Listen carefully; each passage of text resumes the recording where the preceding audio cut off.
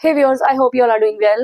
So today we are gonna start new series for parts of speech. जैसे कि हमने tenses की series को कंप्लीट कर लिया है, अब हम स्टार्ट करने जा रहे हैं पार्ट्स ऑफ स्पीच की सीरीज, बिकॉज ये इंग्लिश ग्रामर के पिलर्स हैं जिनके बिना इंग्लिश लैंग्वेज में आप लोग नहीं जा सकते हो। इंग्लिश लैंग्वेज को ना ही बोल सकते हो, ना ही लिख सकते हो, ना ही समझ सकते हो, कुछ भी नहीं कर सकते हो, बिकॉज लैंग्वेज के कुछ बॉडी पार्ट्स होते हैं, मींस लैंग्वेज के कुछ पार्ट्स होते हैं जिनके बिना लैंग्वेज बन ही नहीं सकती। जैसे कि बॉडी के पार्ट्स होते हैं और बॉडी पार्ट्स के बिना बॉडी नहीं बनती है, इसी तरह से पार्ट्स ऑफ स्पीच होते हैं जो इंग्लिश में, जिनको और भी बहुत सारे नेम्स के साथ जाना जाता है। इनको अगर हम बॉडी पार्ट्स ऑफ स्पीच बोल दें तो भी गलत नहीं होगा। बॉडी पार्ट्स ऑफ स्पीच बोलने का रीजन यही है, आप लोगों को बहुत इजीली समझ में आए इसकी इंपॉर्टेंस। जैसे बॉडी पार्ट्स की इंपॉर्टेंस होती है बॉडी में, हर एक हैंड की, फुट की, लेग की, आर्म की, ब्रेन की, हार्ट की, मतलब इंटरनल एंड एक्सटर्नल दोनों जो पार्ट्स हैं, ऑर्गन्स हैं, सबको मिला के बॉडी बनती है। इसी तरह से टेंसेस और पार्ट्स ऑफ स्पीच को मिलाकर लैंग्वेज बनती है, और इन चीजों के बिना जो लैंग्वेज है वो बिल्कुल ही अधूरी नहीं बोल सकते, है ही नहीं, वो एग्जिस्ट ही नहीं कर सकती है। इसलिए पार्ट्स ऑफ स्पीच को समझना बहुत बहुत ज्यादा इंपॉर्टेंट है। Whatever we speak, whatever we write, every word in English belongs to a particular group, and these groups are called parts of speech. Just like every player has a unique and important role in the team, same as every part of speech has a different and important role in English language. Without parts of speech, sentences do not exist. We can say that sentences cannot exist. Parts of speech has different names जो आपने पहले कभी नहीं सुने होंगे. Parts of speech are called word classes. Words से मिलकर sentences बनते हैं। हर एक वर्ड का अपना अपना रोल होता है, अपना अपना मीनिंग होता है, और पार्ट ऑफ स्पीच होता है कि वो उस सेंटेंस में नाउन का काम कर रहा है, वर्ब का काम कर रहा है, एडजेक्टिव का काम कर रहा है, एडवर्ब का काम कर रहा है, कंजंक्शन का काम कर रहा है। इन चीजों में कंफ्यूज मत होइए, क्योंकि उस सीरीज में हम यही सब कुछ समझने वाले हैं। How many parts of speech are there and वो किस तरह से काम करते हैं। Second name for parts of speech is grammatical categories. Grammatical इसलिए बोला गया है क्योंकि ग्रामर से कनेक्शन है उनका, ये सब चीजें ग्रामर में आ जाती हैं। कैटेगरीज, हर एक कैटेगरी में उनको डिफाइन किया गया है। लेक्सिकल कैटेगरीज, लेक्सिकल मींस जो लेक्सिकल जो वर्ड है ये भी वर्ड से कनेक्ट है, इसका मीनिंग भी वर्ड्स होता है, वर्ड होता है। Categories again types, kinds, categories. So there are three other names for parts of speech: word classes, grammatical categories, and lexical categories. Let's understand a bit more about parts of speech. Parts of speech are the basic building blocks. Yes, basic building blocks का मतलब होता है कि जब एक घर बनता है तो वहां पे ब्रिक्स लगाई जाती हैं। बेसिक बिल्डिंग ब्लॉक्स होती हैं वो हर एक बिल्डिंग का। जो अगर हम ब्रिक्स नहीं लगाएंगे या कोई भी ब्लॉक्स ऐसे नहीं लगाएंगे, सीमेंटेड ब्लॉक्स भी आते हैं, नहीं लगाएंगे तो घर नहीं बनेगा। उसी तरह से पार्ट्स ऑफ स्पीच जो है वो basic building blocks of the English language. Language कैसे बनेगी? अगर बेसिक बिल्डिंग ब्लॉक्स ही नहीं होंगे तो लैंग्वेज भी नहीं बनेगी। Without them no word has a clear purpose. इनके बिना किसी भी वर्ड का क्लियर पर्पस नहीं होगा, क्लियर रोल नहीं होगा, क्लियर फंक्शन नहीं होगा। समझ नहीं आएगा कि किस चीज का क्या रोल है, किस चीज का क्या मीनिंग है, किसको कहाँ पे लगाना है, कैसे उनका फॉर्मेशन करना है। जैसे कि लैंग्वेज में मैंने वीडियोस में भी बताया हुआ है, इंग्लिश का जो पैटर्न है वो है SVO, subject verb object agreement के साथ चलता है। She is reading a book, object class में आता है। इसी तरह से ये एक पैटर्न है, अगर हम पैटर्न को फॉलो नहीं करेंगे तो लैंग्वेज नहीं बनेगी। उसी तरह से पार्ट्स ऑफ स्पीच का भी सेंटेंस में एक पैटर्न होता है, अगर हम उस पैटर्न को फॉलो नहीं करते हैं तो वो काम नहीं करेगी, लैंग्वेज नहीं बनेगी, मीनिंगलेस होगा सब कुछ।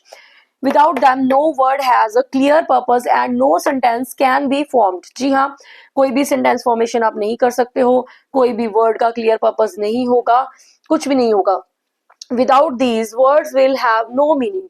वर्ड्स का कोई भी मीनिंग नहीं होगा, जैसे पर्पस नहीं होगा वैसे मीनिंग भी नहीं होगा, कोई भी फंक्शन नहीं होगा, कोई कनेक्शन नहीं होगा विद ईच अदर।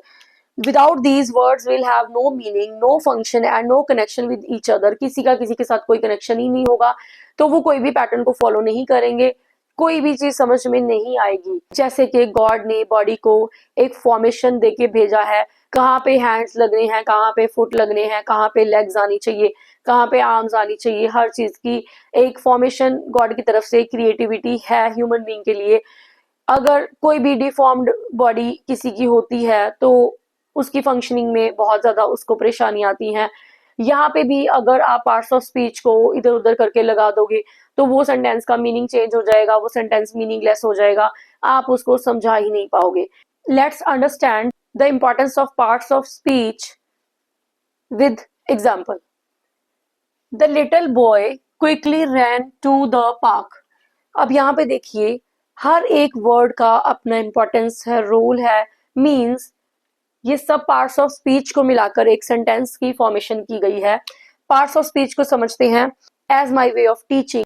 मैंने टेंसेस की हर वीडियो में अपना वे ऑफ टीचिंग क्लियर किया है कि सबसे पहले मैं आपको सेंटेंसेस से इंट्रोडक्शन करवाती हूँ, चीजों से इंट्रोड्यूस करवाती हूँ, उसके बाद उन चीजों के बारे में, उन चीजों का sequence, types, kinds, how many and उनका अलग से रोल बाद में डिस्कस करते हैं, so that you start thinking about all these things a bit.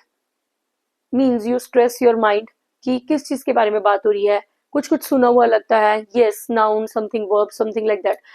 ये सारी चीजें हम डिस्कस करेंगे कमिंग वीडियोस में, जो कि हमारी सीरीज रहने वाली है completely 8 parts of speech, means 8 videos of this series including this video introduction. Total 9 videos would be there. Let's understand the example. The little boy quickly ran to the park. The यहाँ पे क्या function play कर रहा है? Determiner. The यहाँ पे कौन सा फंक्शन प्ले कर रहा है? Determiner. Little adjective, little adjective, boy noun, quickly adverb, ran verb, to preposition, preposition. These are called prepositions, prepositions. Prepositions discuss करेंगे तब मैं आपको डिटेल में बताऊंगी कि इनको कैसे याद रखना है, प्रीपोजिशन क्यों बोलना है, क्या बेनिफिट्स है आपको याद रखने में, कैसे आपकी हेल्प होगी इस चीज के साथ। Again the determiner, park again noun. So these are the parts of speech in one sentence, all parts of speech in one sentence. Each and every word has its own role. If even one part is removed from the sentence, the meaning becomes incomplete or unclear. Take another example. The girl sings beautifully. The girl sings beautifully. Let's write down each and every word separately. Girl sings beautifully. Let's understand every word's role as a part of speech in the sentence. The again determiner, girl noun, sings verb, beautifully adverb. The determiner, girl noun, sings verb, beautifully adverb. If functions did not exist, the sentence would look like meaningless words. So without parts of speech, no word, no sentences, no language. Without parts of speech, words would have no job and sentences would have no structure. So आज सिर्फ parts of speech के names में आपको introduce करूंगी systematically, videos, explanation and हर एक part of speech की अलग से वीडियो आपको मिलेगी इस सीरीज में। In English language there are 8 parts of speech. Let's understand what are these. 8 parts of speech are there in English language. 1, 2, 3, 4, 5, 6, 7, 8. Noun, pronoun, verb, adjective, adverb, preposition means preposition, conjunction, interjection, interjection, objection. So these are the 8 pillars of English language. जैसे कि 12 tenses हैं, वैसे ही 8 parts of speech हैं. Noun, NOUN noun, pronoun, PRONOUN pronoun, verb, VERB verb, adjective, ADJECTIVE adjective, adverb, ADVERB verb, adverb, preposition, preposition, PREPOSITION, conjunction, CONJUNCTION, conjunction, interjection, INTERJECTION, interjection. मैं आप लोगों को इनको बहुत इजी वे में समझाने वाली हूँ. हर एक वर्ड में उसका मीनिंग छुपा होता है, जिसकी वजह से आप ऑलरेडी काफी हद तक उसको समझ जाओगे. जैसे कि वर्ब का कनेक्शन होता है एड वर्ब के साथ. जब हम उसमें कोई चीज ऐड कर देते हैं तो वो बन जाता है एड वर्ब. इसी तरह से प्रोनाउन, नाउन की जगह पे हम किसी चीज को यूज कर लेते हैं.